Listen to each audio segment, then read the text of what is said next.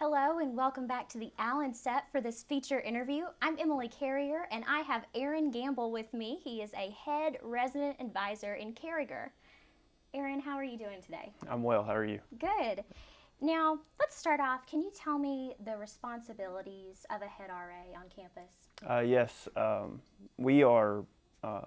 There's 6 head RAs on campus, and what we do is we basically take a little bit more responsibility. Basically, take the RA job and then step it up another level. We're responsible over certain areas with the RAs that are in that area.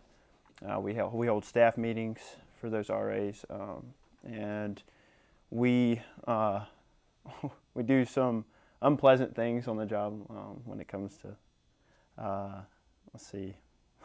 cleanups. I guess you could say. I'll make it easy.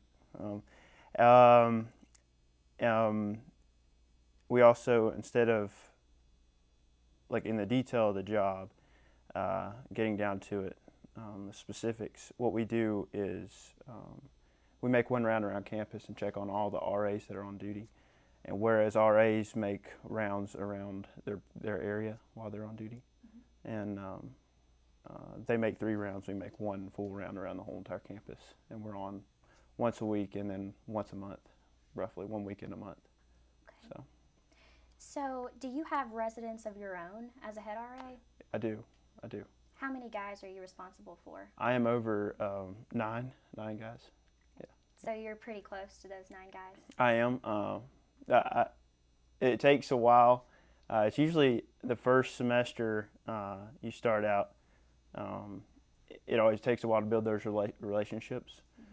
It doesn't always start off strong. Some do, some don't. This year I'm only here for a semester, and then I graduate in December. So I'm trying to step it up and get to know these guys a lot faster before I have to leave, because it's definitely one of the best parts of the job is to get to know the residents and make new friends. And this is your 2nd year in Carriger as an RA? Actually, this is my 4th year as an RA, once in Matthews and then 3 times as a head RA in Carriger. Wow, so you've got a lot of experience under your belt. I guess, yeah. Well, let's talk about some of the incidents that happened in Carriger last year. Tell me a little bit about that. Okay.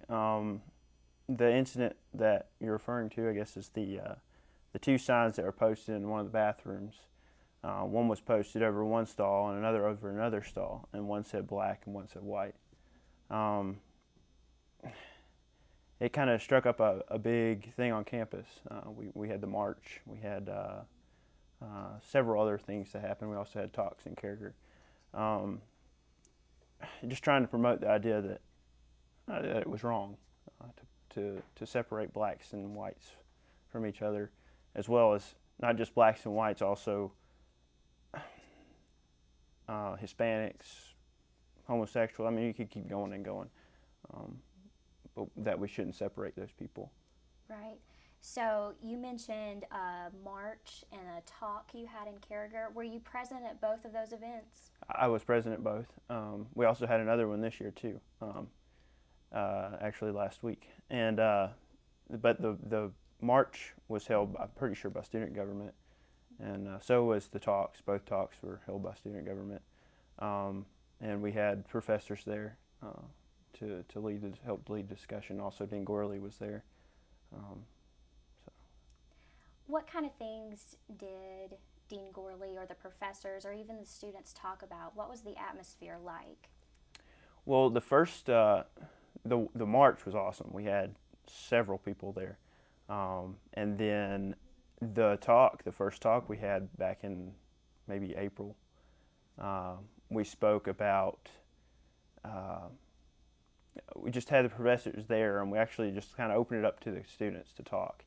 And the students expressed how they felt about diversity, how they felt about racism on campus, how they felt personally, how they were affected by the events that had happened.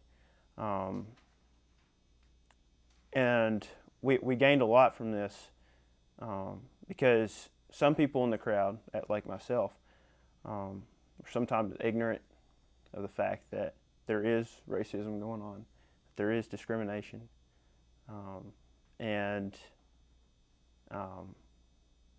we just had, we had a variety of people talking, and it was a really good talk. Right, and so the SGA's platform for diversity this year, obviously that forum was a big part. Have you all talked about the next step moving forward? We have, briefly, and what we want to do is continue to have these forums and continue to try to bring more people out to these forums. We want to promote, or we want to get rid of the ignorance that's out there that even I probably still have.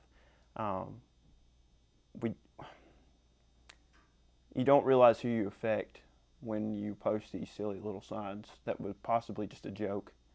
And even if it was, it wasn't a good, they should be thinking before they do those things.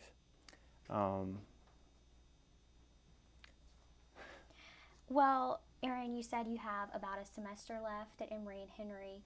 What's your major? I'm actually a biology major. What kind of career are you hoping to go into?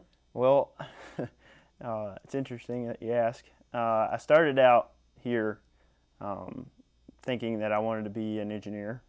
I switched. I wanted to do something in history. Then I decided to go history education. Then I went straight education, biology education, and then I went to biology, and that kind of got me behind. That's why I'm here for another semester. And I thought I wanted to be a vet. My mind's going crazy. I just don't know where I want to go. But my idea was always to get back to the farm. I grew up on a farm in northwest North Carolina. We raise beef cattle, and we have a pretty large operation for this area. And my biggest goal was to always get back to it. And with my biology degree, it's kind of like, well, what are you doing? You're ruining your whole degree. Like, why even come to Emory to get your degree? And I feel like there was more to it than just getting a degree. Obviously, I met many friends. I had life-changing experiences. And even though I'm going back to the farm, there's many things that I can do with the degree, such as like organic farming. I could do stuff in agronomy, stuff like that. So. Well, Aaron, it sounds like that in this last semester you've touched a lot of residents and a lot of lives. Oh. And, I'm glad you're here, and I'm glad you've tuned in to EHCtv. This has been your feature interview. For Aaron Gambill, I'm Emily Carrier, and now we'll send it over to Tweet, Pray, Love with Cole Conley.